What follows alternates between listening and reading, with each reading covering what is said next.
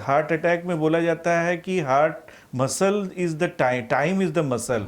जितने जल्दी जाने से वो खून की नली को यदि खोल दिया जाए तो हार्ट के मसल को काफ़ी हद तक बचाया जा सकता है। सीवियर चेस्ट पेन हो सकता है, वो हीमोडायनेमिकली अनस्टेबल, बीपी कम रह सकता है, उसको काफ़ी खतरनाक स्थिति रहती है, उसमें डेथ का रेट भी बहुत अधिक होता है। लेकिन प्राइमरी एंजियोप्लास्टी ही है जो कि काफ़ी हद तक लाइफ सेविंग होता है। नमस्कार, मैं नेहा और आप देख रहे हैं फर्स्ट बिहार झारखंड। त्योहार का सीजन है और ऐसे में खान पान का विशेष ध्यान रखना है। हार्ट अटैक एक ऐसी बीमारी है जिससे न केवल बुजुर्ग बल्कि युवा भी आजकल ग्रसित हो रहे हैं। और ऐसे में हम आपके सामने एक ऐसा एपिसोड लेकर आए हैं जहां हम आपको बताएंगे कि अगर हार्ट अटैक जैसी समस्या हो जाती है तो इससे निजात कैसे पाए, क्या ऐसी चीज़ें हैं जो हमें करनी चाहिए, खाने पीने का कितना विशेष ध्यान रखना चाहिए। मेरे साथ डॉक्टर आशीष रंजन है जो कि हृदय रोग विशेषज्ञ हैं। सबसे पहले तो बहुत बहुत स्वागत है डॉक्टर साहब। हमारे दर्शकों को बताइए कि हार्ट अटैक जैसे अगर किसी को बीमारी है तो उसके रिस्क फैक्टर क्या होते हैं। हार्ट अटैक के रिस्क फैक्टर को दो भागों में बांटा जा सकता है। एक है मॉडिफाइबल, जिसको कि हम अपने में चेंज कर सकते हैं, और दूसरा है नॉन मॉडिफाइबल। नॉन मॉडिफाइबल में पहला जैसे है कि एज, जैसे पहले बोला जाता था कि ये ओल्ड एज की है, लेकिन अब ये इसको भी ये भ्रांति भी है कि अभी यंग में भी है। हाँ। दूसरा है कि आपका सेक्स, पहले बोला जाता था कि ये फीमेल में जैसे ओल्ड एज में होता है, लेकिन अब ये भी थोड़ा कम हो रहा है। तीसरा है रेस, जैसे इंडियन लोग को, भारतीय लोग को देखा गया है कि ये अधिक होता है कंपेरिजन टू वेस्टर्न लोग के, तो ये इसको हम लोग मॉडिफाई नहीं कर सकते हैं। दूसरा है मॉडिफाइबल, इसमें सबसे इम्पॉर्टेंट है उच्च रक्तचाप, दूसरा है डायबिटीज़, तीसरा है स्मोकिंग, चौथा है आपका जीवन शैली, यदि आप स्थिर जीवन शैली है, पांचवा है मोटापा। इन सब को आप चाहें तो आप मॉडिफाई करके आप इस रिस्क फैक्टर को कम कर सकते हैं। यही सब रिस्क फैक्टर। ये तो हो गई डॉक्टर साहब रिस्क फैक्टर की बात। खाने पीने का क्या विशेष ध्यान रखना है। खान पीन में है कि आप अपने शुगर की मात्रा को जितना कम लें उतना अच्छा है। और सब उससे बाद है कि आप एक जीवन शैली को मैंने उसमें एक्सरसाइज का ज़रूर यूज़ करें, नमक को कम लें, और हो सके तो जितना कम आप फैट लेना, फैटी चीज़ का भी कम लें। इस तरह से आप यदि है कि हाँ, यदि आप अपने आप में एक्सरसाइज अच्छा करते हैं, जो कि सप्ताह में यदि आप एक घंटा मैंने सप्ताह में प्रत्येक दिन 30 मिनट भी कम से कम एक्सरसाइज करते हैं, तो ये काफ़ी अच्छा है। और साथ में इस तरह से कम शुगर, कम नमक, इस तरह से उच्च लेस फैट को ले तो बहुत ही अच्छा रहेगा। ओके, तो एक दो सवाल ये भी है कि जिनको ब्लड प्रेशर रहता है या जिनको डायबिटीज़ रहती है, रिस्क ज़्यादा बढ़ जाता है हार्ट अटैक का। हाँ, डायबिटीज़ में जैसे ये डायबिटीज़ क्या है कि ये खून के थक्का को अधिक बढ़ा देता है। इससे जो खून की पतली पतली नलियाँ होती हैं उसमें एथेरोस्क्लेरोसिस की मात्रा बढ़ जाती है। धीरे धीरे ये आँख और किडनी पे भी अधिक प्रभाव पड़ता है। तो देखा गया है डायबिटीज़ वाले लोग को कोरोनरी आर्टरी डिजीज़ का खतरा काफ़ी अधिक हो जाता है। बिल्कुल डॉक्टर साहब, हार्ट अटैक एक ऐसी बीमारी है जिसका बहुत ज़्यादा इलाज नहीं है। रिस्क फैक्टर कम किया जा सकता है, जिन्हें है वो कुछ एहतियात बरत सकते हैं, लेकिन बहुत सारे लोगों को पता भी नहीं चलता है। कभी सीने में दर्द हो जाए तो लोग सोचते हैं गैस का प्रॉब्लम है, लेकिन ऐसे में हार्ट अटैक भी आ जाता है। इस कैसे पहचानें। सबसे पहला यही, सबसे कॉमन यही कि लोग को लगता है ये गैस, आपको लग रहा है कि ये अनयूजुअल पेन है, जो चेस्ट पेन है, जो ये अनयूजुअल है, आप तुरंत डॉक्टर से मिलें। इसमें जनरली चेस्ट पेन बहुत तरह से हो सकता है। जनरली सेंट्रल चेस्ट पेन जो 30 मिनट से आप कंट्रोल नहीं हो रहा है, स्वेटिंग के साथ है, और यदि इसके साथ यदि सांस में दिक्कत हो रहा है, यदि चक्कर आ रहा है, तो आप वेट नहीं करें और आप उसको डॉक्टर के पास, डॉक्टर ही डिसाइड कर सकता है कि ये हार्ट अटैक है कि नहीं। आप उन पे विश्वास करें, अपने से इलाज नहीं करना शुरू कर देना चाहिए। और लगे कि हाँ ये अनयूजुअल पेन है, ये पहले कभी नहीं हुआ था, आप ज़रूर डॉक्टर की सलाह लें।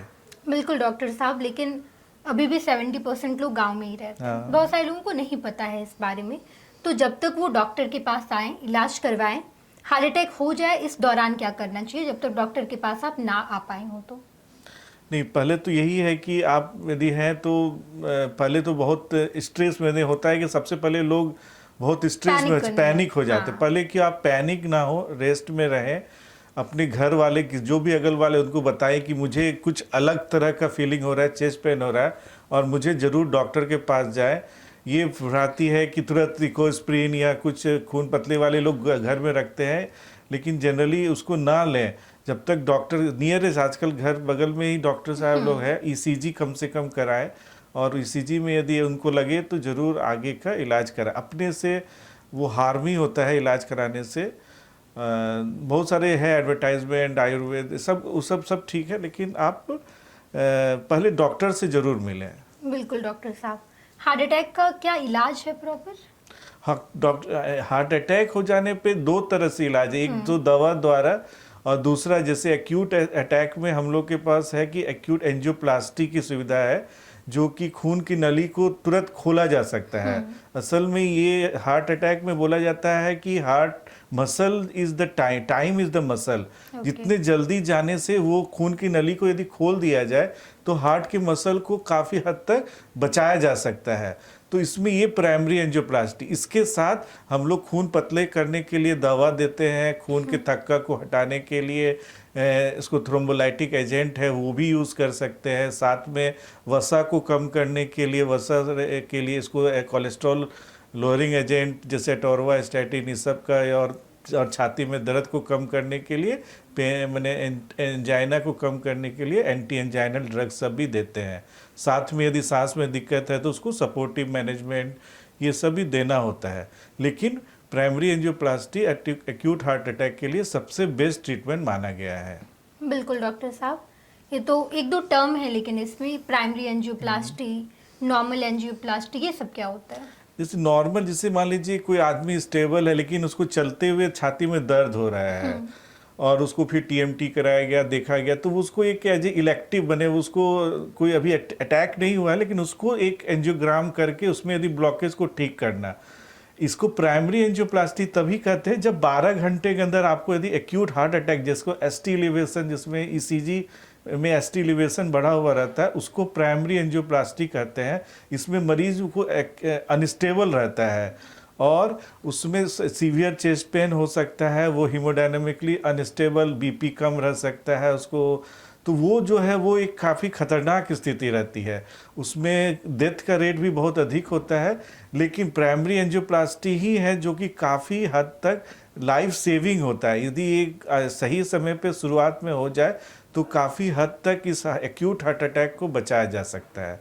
तो primary angioplasty acute heart attack के लिए है, और नॉर्मल एंजियोप्लास्टी जो इलेक्टिव, जिसको रेगुलर अनस्टेबल एंजाइना या चेस्ट पेन हो रहा है, उसको एक जांच, एक रेगुलर पद्धति है, ये एक्यूट नहीं है, इसको आप इलेक्टिवली कह सके तो एक इलेक्टिव प्रोसेस है। बिल्कुल डॉक्टर साहब, ये तो इलाज की बात हो गई, लेकिन डेली लाइफ में बहुत ऐसी चीज़ें हैं जो हम करते हैं। एक तो स्मोक कितना हार्मफुल हो सकता है इसके लिए, ऑयल, जितने ऑयली फूड होते हैं वो कितना हार्मफुल हो सकता है, इसके अलावा नॉइस पॉल्यूशन, ये सब का क्या इफेक्ट होता है उस पर? आपके खाने में तो मैं कि वही कि आपको शुगर कंट्रोल करना है, फैट को लेस लेना है और रेगुलर एक्सरसाइज। नॉइज पॉल्यूशन का भी काफ़ी हद तक देखा गया है कि ये माइक्रो पार्टिकल धीरे धीरे जाके देखा गया है कि ये एथेरोस्क्लेरोसिस में बढ़ाते हैं, खून की नली में जमा हो जाते हैं, और देखा गया है कि ये खून कोरोनरी आर्टरी डिजीज को बढ़ा रहे हैं। इसलिए पॉल्यूशन भी आजकल CSI या इसको भी कंट्रोल करने के लिए एक प्रमुख कारण माना गया है। इससे भी हम लोग को बचना चाहिए, जितना हो सके बचने का कोशिश करना चाहिए। बिल्कुल। स्मोक से भी प्रॉब्लम होता है? हाँ, स्मोक तो सही में ये स्मोकिंग जो है आपका कोरोनरी आर्टरी डिजीज का एथेरोस्क्लेरोसिस को बहुत ही तेज़ी से बढ़ाता है, और यंग एज में ये कोरोनरी आर्टरी जो कि स्ट्रेस को भी, जो कि स्ट्रेस यंग लोग को अपने आप स्ट्रेस का थोड़ा अधिक हो जाता है तो लोग स्मोकिंग उसको बचा, लेकिन वो और एक्सलरेट कर दे रहा है एथेरोस्क्लेरोसिस। वो एक प्रमुख कारण देखा गया है स्मोकिंग यंग एज में कोरोनरी आर्टरी डिजीज के लिए। बिल्कुल डॉक्टर साहब, आप हार्ट हॉस्पिटल के डॉक्टर हैं, तो हार्ट हॉस्पिटल क्या क्या सुविधा दे रहा है मौजूद हार्ट हॉस्पिटल में हमारे यहाँ सभी तरह की कार्डियोलॉजी से एक इंटरवेंशन कार्डियोलॉजी के लिए और हार्ट फेलियर सब तरह के लिए सुविधा है। इसमें प्राइमरी एंजियोप्लास्टी, कोरोनरी आर्ट मैंने के लिए सब सुविधा है, सभी लेटेस्ट इक्विपमेंट है। हमारे यहाँ CTVS के लिए भी जो सर्जरी, बाईपास सर्जरी की भी सुविधा है, और जिसको कि हार्ट उच्च रक्तचाप हो, हार्ट फेलियर के लिए भी, क्रोनिक जो मरीज होते हैं उनके भी प्रॉपर व्यवस्था सुविधा हमारे यहाँ है।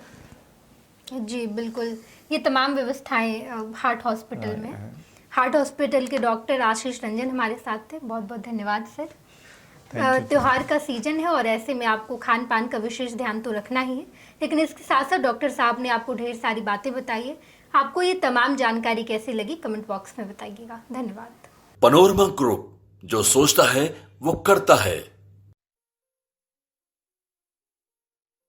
ये लो मुंह मीठा करो, आज मैंने अपना जॉब छोड़ दिया, अब हम पूर्णिया वापस जाएंगे। जॉब छोड़ दिया है?